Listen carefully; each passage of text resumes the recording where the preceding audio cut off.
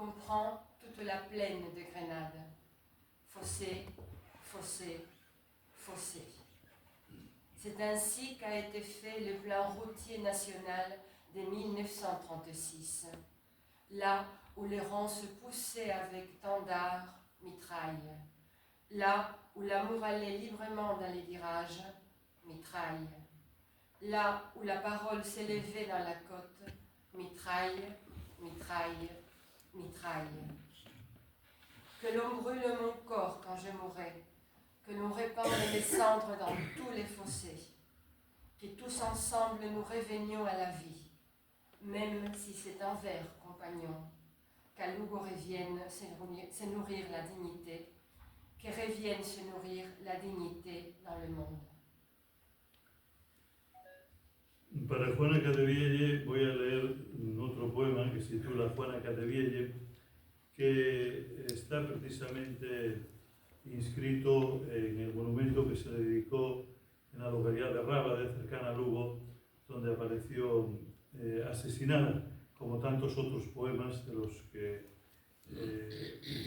digamos, se relacionan con esta temática, que están en Coruña, en Cangas, en muchos otros lugares de Galicia, en monumentos memorialistas. Escojo este precisamente por tratarse de una francesa. A Juana Cadevielle.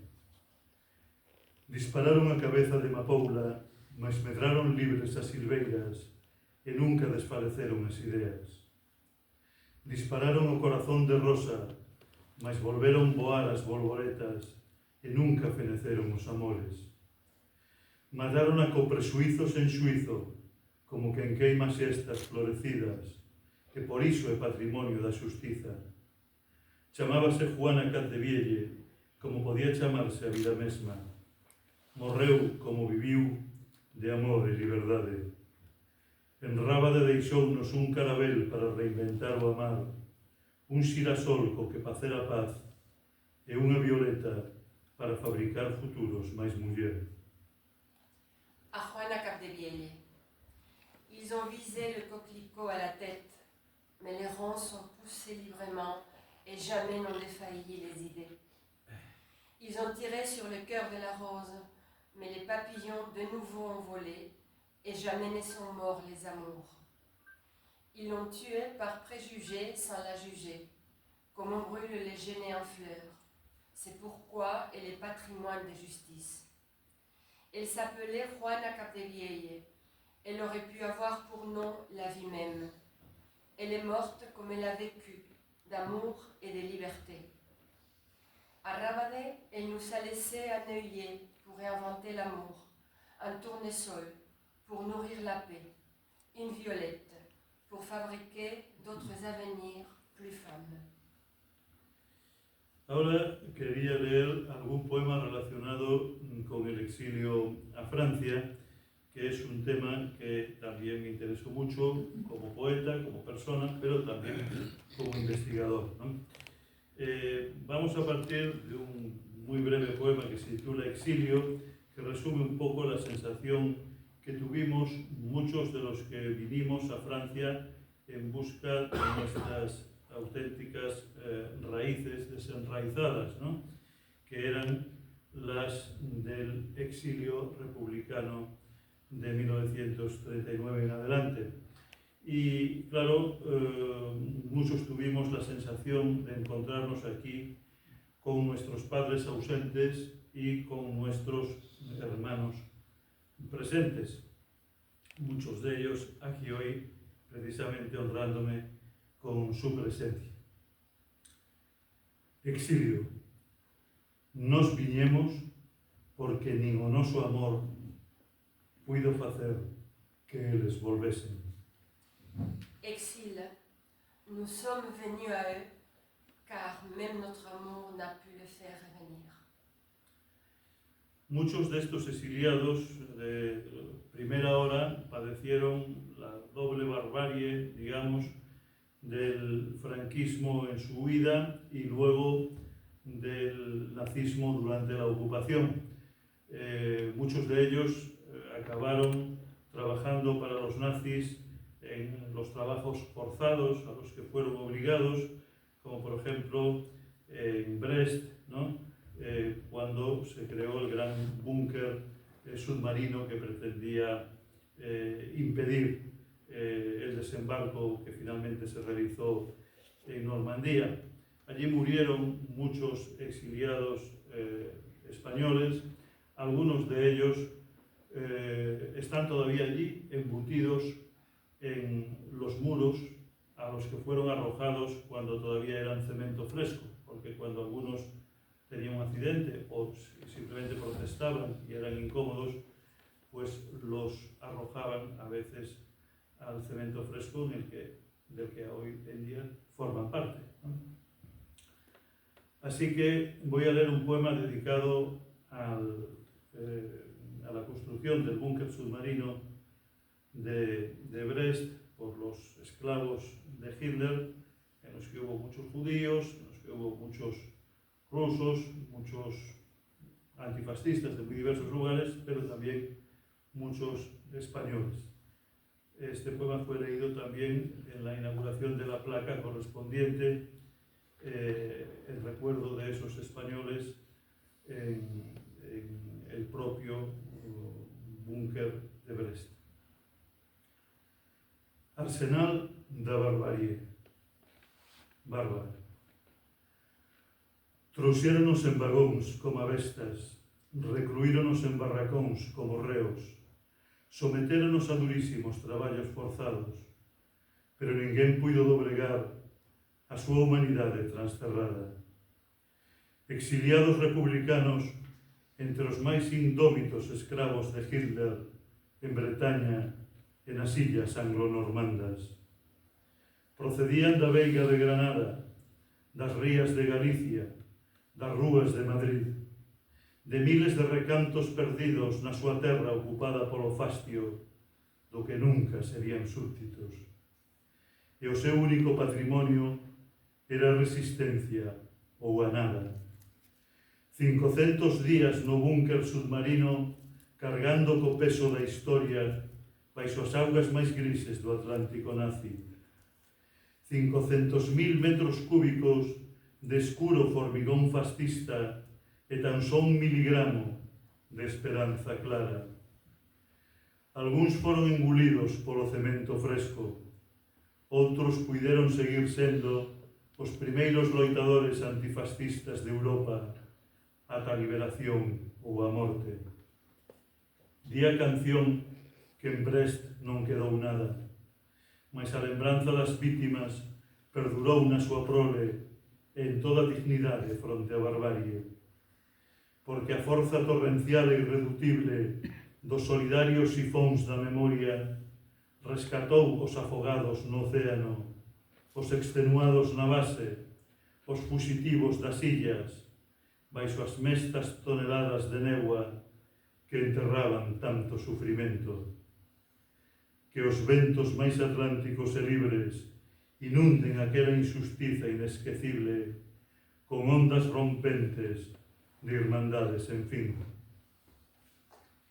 Arsenal de la barbarie, Barbara. On les amena dans des wagons, tels des bestiaux.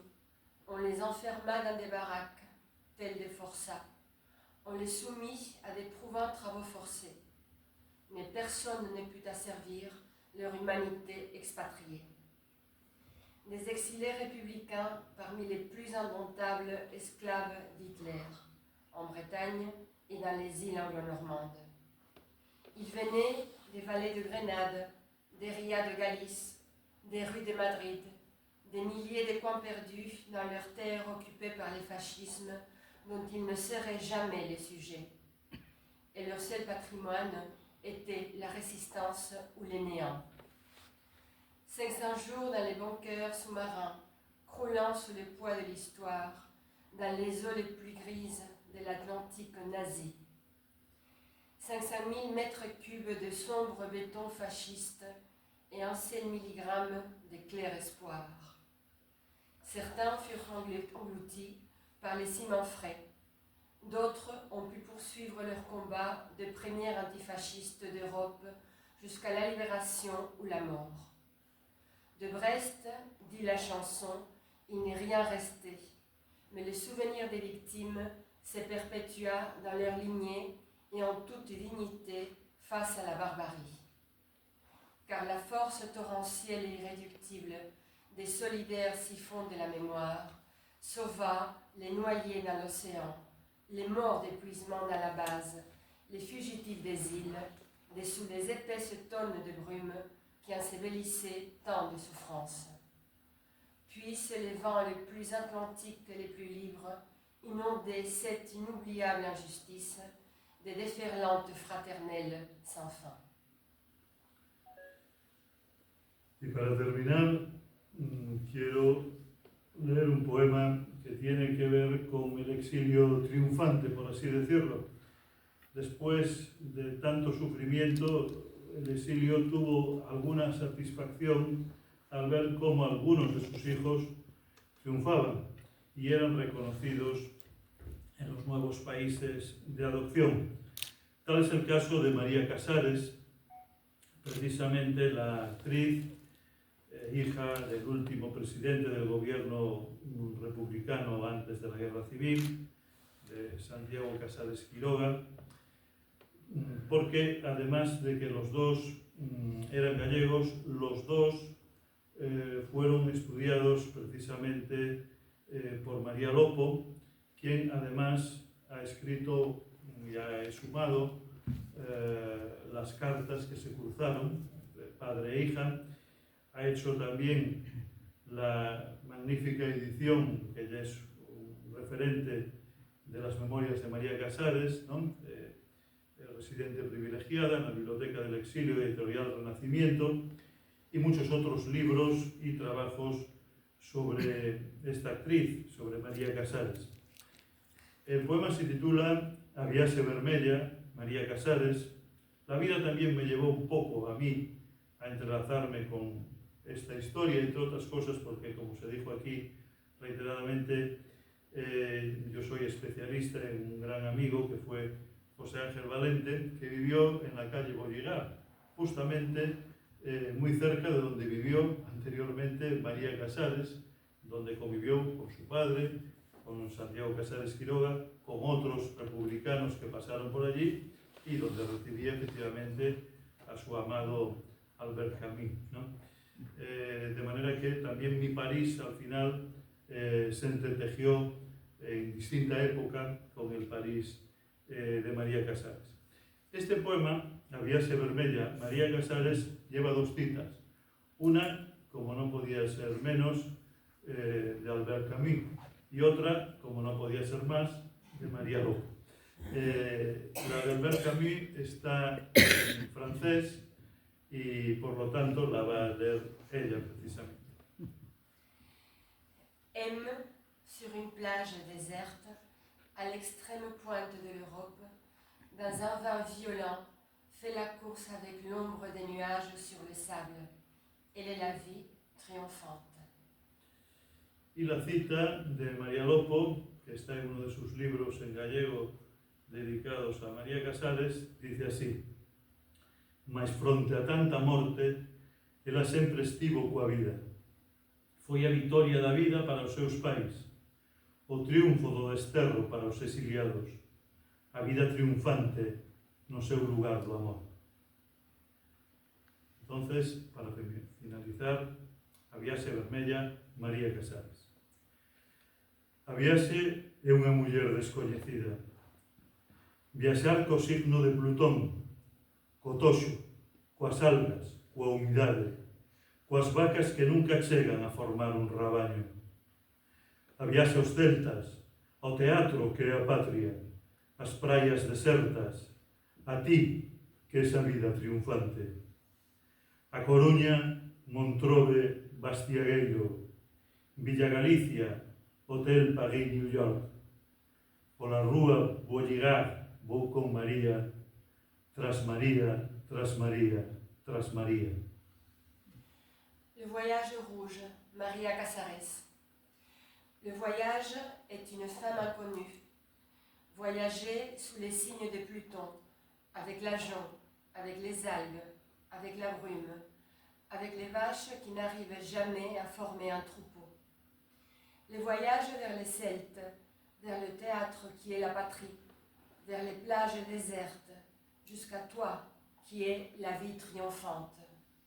La Corogne, Montrove, Bastiagueiro, Villa Galicia, Hôtel Paris-New York. Dans la rue de Vaugirard, je marche avec Maria, derrière Maria, derrière Maria, derrière Maria. Nada más, muchas gracias y damos paso a Alba Osorio.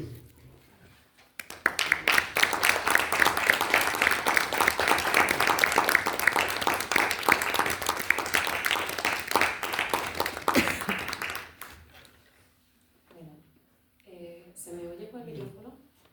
Sí, vale. Bueno, pues antes de nada, nos unamos a los agradecimientos de María, de Claudio. Extenderles también el agradecimiento, por supuesto, a ellos dos por su presencia hoy, por todo el trabajo que han hecho, por a María por la presentación maravillosa que ha hecho de Claudio, por la preciosa lectura de sus poemas también en francés, a Claudio también, bueno, ya por toda su literatura, por este regalo de poder escuchar hoy los poemas que, como él ha dicho, ¿no?, que ha devuelto a su lugar de origen, que bueno, me parece una experiencia realmente muy bonita que todos podamos disfrutar hoy aquí, así que gracias a los dos. Y también permítanme sumar agradecimientos, bueno, al Instituto de Londres, como ya se ha dicho, por acoger este acto de las letras gallegas. También tengo que agradecer a la Xunta de Galicia por los acuerdos que tiene con la Sorbonne Nouvelle, también a la Sorbonne Nouvelle, por supuesto, por acoger los dos el Centro de Estudios Gallegos de París, que, bueno, que como muchos aquí sabrán, ha estado gestionado durante muchos años por el profesor Henri Pomaton, que este año se jubila y retoma su relevo pues la profesora Carmen Ballestero de Félix, que no ha podido estar hoy presente, pero bueno, que si no ha podido es porque no ha podido, la pobre, quería, y bueno, ya les transmito también que la conocerán en breves y espero que puedan también colaborar el Cervantes y el Centro de Estudios Gallegos en futuras ocasiones. Bien, bueno, como saben, estamos todos aquí hoy para conmemorar las letras gallegas, que son una celebración de nuestra cultura que surge en el año 1963, cuando la Real Academia Galega propone que se particularice una fiesta de todas nuestras letras, toda nuestra literatura, en la figura cada año de pues, la persona que decidan homenajear. La persona que tiene, por supuesto, que reunir ciertas características. Este año, la persona escogida, decisión que ha dado también, es la poeta coruñesa Luisa Villalta, que al igual que Ramiro Fonte, al que yo voy a hacerle un discurso de homenaje hoy, también han tenido la coincidencia desgraciada de dejarnos los dos muy jóvenes. Luisa Villalta incluso más joven que Ramiro Fonte, con solo 46 años. Pero bueno, los dos, en ambos casos, tenemos personas con un arte sobresaliente que nos han dejado unas poesías, particularmente, aparte de, en ambos casos, otro tipo de obras, pero bueno, las poesías, la verdad que maravillosas y que son muy buenas merecedoras de poder representarnos, ambas figuras, como digo, en un manto de las letras gallegas. No hay duda de que tenemos uno de los panoramas literarios más completos, más comprometidos y más diversos que existan. Un panorama de una gran calidad y que también ejemplifica el amor que tenemos por nuestra cultura. Un amor que ni las circunstancias sociopolíticas adversas a lo largo de la historia consiguieron apagar ni lo harán nunca. Con esto me refiero tanto a nuestro panorama actual, del que es buen ejemplo nuestro Claudio Rodríguez, como también a las y los poetas que ya no están entre nosotros, como la propia Luisa Villalta y los tantas y tantos otros cuyo recuerdo necesitamos también mantener vivo, tanto por su calidad literaria como también por la relevancia del trabajo y del activismo cultural que han desarrollado a lo largo de sus trayectorias. Teniendo en cuenta esta maravillosa y diversa realidad literaria que tenemos en Galicia, es especialmente interesante la iniciativa del Cervantes de extender el homenaje de este acto a recordar, pues, como digo, a otro de nuestros más sobresalientes poetas, que también desempeñó un importante papel en la puesta en valor de nuestra cultura, como lo ha sido Ramiro Fonte. Un poeta que, sin duda, entendía perfectamente la complejidad de escoger a una sola figura anualmente para representar nuestras letras, pues él mismo formó parte de la Real Academia Galega. La propuesta de este homenaje a Ramiro parte, como saben, de la reciente publicación de la traducción al castellano de sus memorias, Os meus ollos, en el original en gallego, publicado en 2003, que en castellano se ha publicado con el nombre de Mis ojos, una traducción que ha sido llevada a cabo por José Fontes Sardiña y que cuenta con ilustraciones de Antonio Seija. Esta traducción del primer volumen de la trilogía que publicó Ramiro en vida, en gallego, volcando sus memorias, es el primer volumen de una trilogía que se conoce como Vidas da Infancia.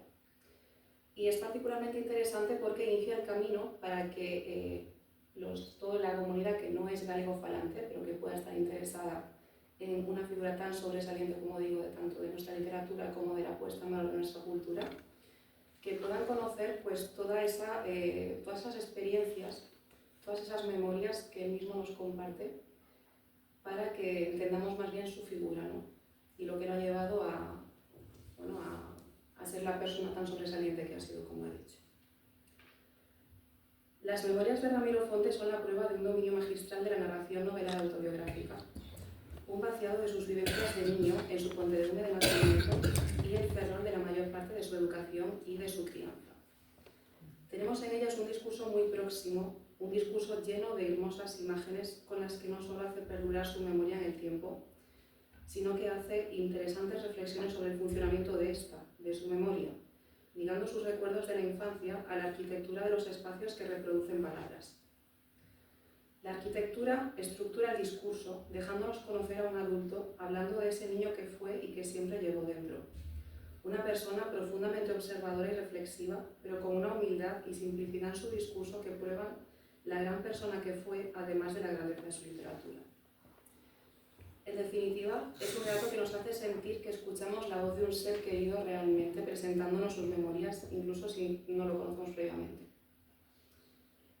Con este dominio que menciono de la narración, de las vivencias de su memoria, las vivencias que su memoria, como él dice en su autobiografía, convirtió en certezas, lo que hace es convertir su autobiografía en una especie de memoria viva de estos espacios.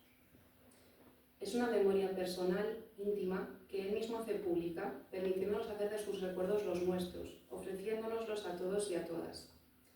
Una memoria que eterniza y que hace perdurar la arquitectura de una sociedad, la del Pontedeume y el Ferrol de la década de los 60, a través de las vivencias del niño Ramiro, un niño social y solitario a la vez, en cada uno de los lugares que marcaron experiencias o aprendizajes importantes para su vida. Es una ventana, en definitiva, para comprender algunas de las motivaciones de los muchos y muy importantes logros de su vida profesional ya de adulto. Ramiro se da a conocer su arte de una forma que define muy bien su literatura posterior, que es a través del libro fundacional del colectivo Cravo Fondo. En el año 1977, en plena transición democrática en España, los miembros de este colectivo, del que Ramiro Fonte fue impulsor junto con Jesús y Xulio Valcárcel, se unieron con la intención de superar el socialrealismo que imperaba en los versos publicados hasta ese momento en Galicia. Pretenden renovar la poesía gallega con la intención de convertirla en un instrumento de liberación al servicio del pueblo. Carlos Casares atribuye a la poesía de este colectivo los valores de ser, ante todo, poetas, es decir, de cuidar sus versos, de no sacrificar los valores intrínsecos de su obra en favor de factores externos, como podría ser la intencionalidad política. Pero hace esto desde una profunda formación, una reflexión sobre el papel de la poesía y, lo que es muy importante, una gran maestría literaria. Aunque el colectivo no continúa unido tras su publicación fundacional, debemos a su existencia las primeras publicaciones de poemas de Ramiro Fonte.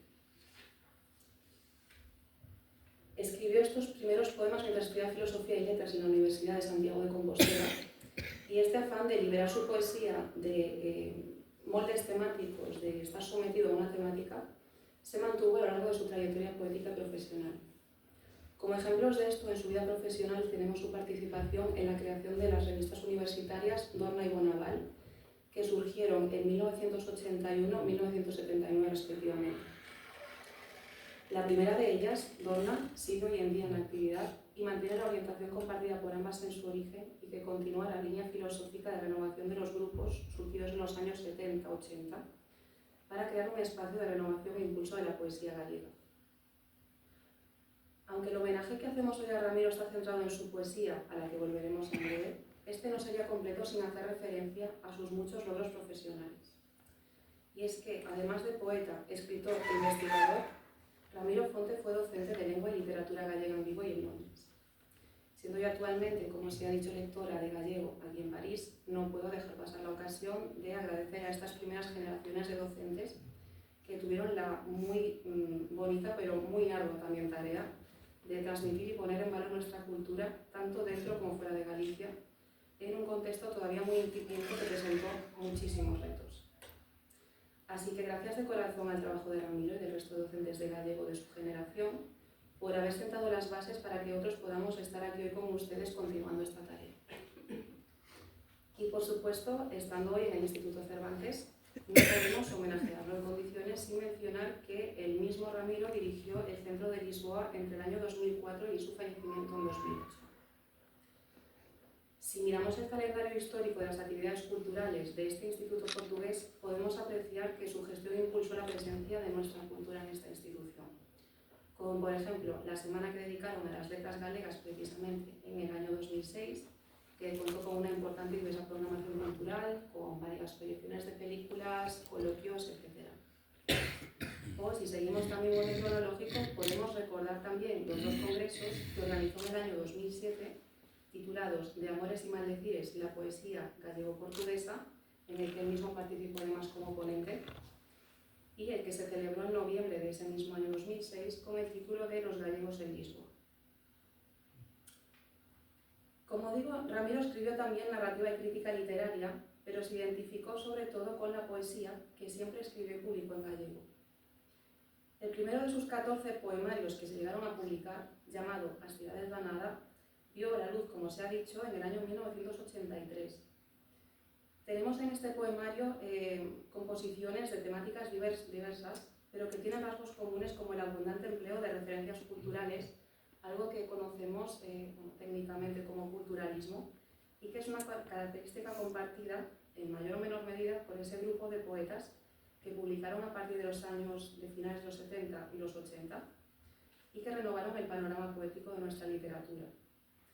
Que por cierto, si les interesa pues, profundizar en esta teoría de la literatura de los años a partir de los 70-80, la renovación del panorama poético gallego, les recomiendo también la ponencia de precisamente Claudio Rodríguez Fer, que hizo ya hace muchos años, en 1986, si no me equivoco.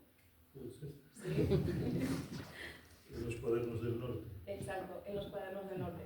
Y que bueno, que ahí tienen realmente un resumen de todas estas características, lo que los ha unido, que es totalmente sobresaliente.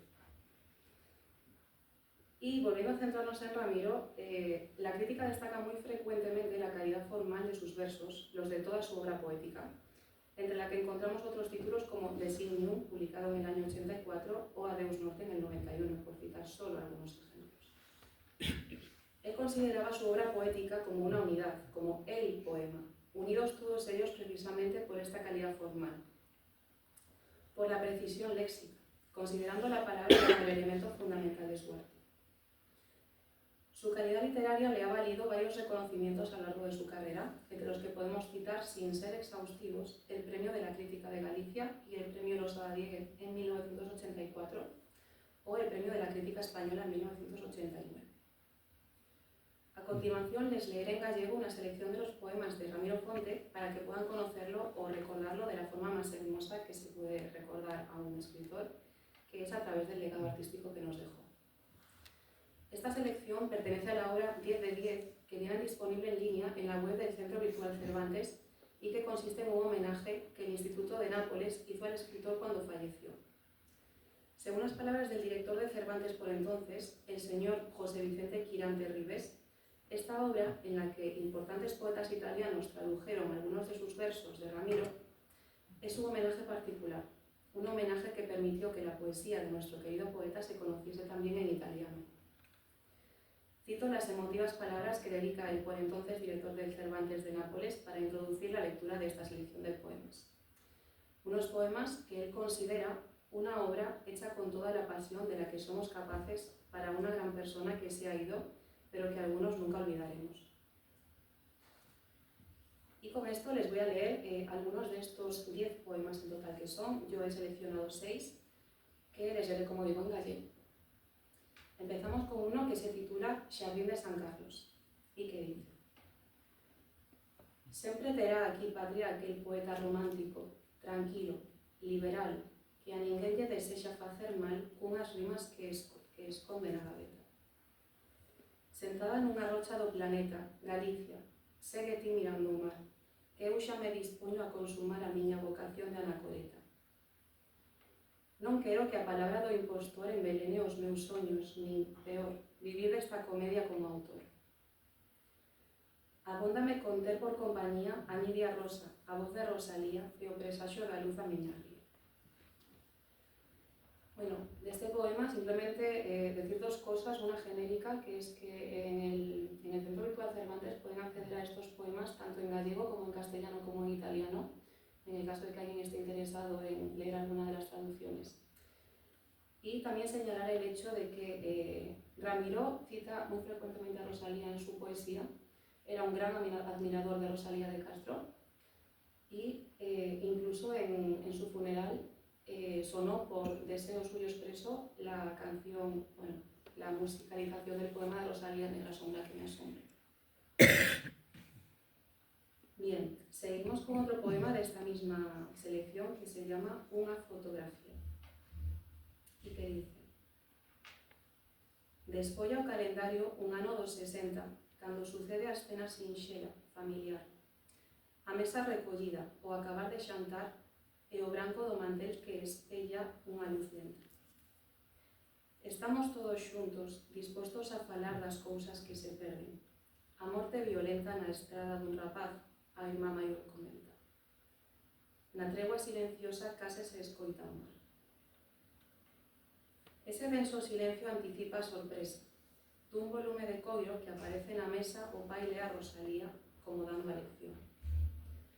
A pena do emigrante que chora na canción escoito engaiolado coa miña ollada acesa, sen saber que o que atopo é a miña vocación. Tenemos aquí pues una fotografía literaria, ¿no? Un momento de la vida de Ramiro que fue importante, que quiso volcar en su poesía como el momento que consideró pues, como el definitorio de cuando encontró su vocación por la poesía, ligado ya desde el inicio, como vemos, a Rosalía de Castro. Bien, seguimos con un poema bastante más largo ya, que se llama Poética, y que dice: Con palabras gastadas polo uso como eses vellos naipes das familias, coas palabras do amor ou das conversas, sentámonos de novo na partida. Cazadores nas vellas edicións rebuscamos tesouros, melodías, para sermos antigos e modernos, para non traizogar a poesía. Nin a pedra do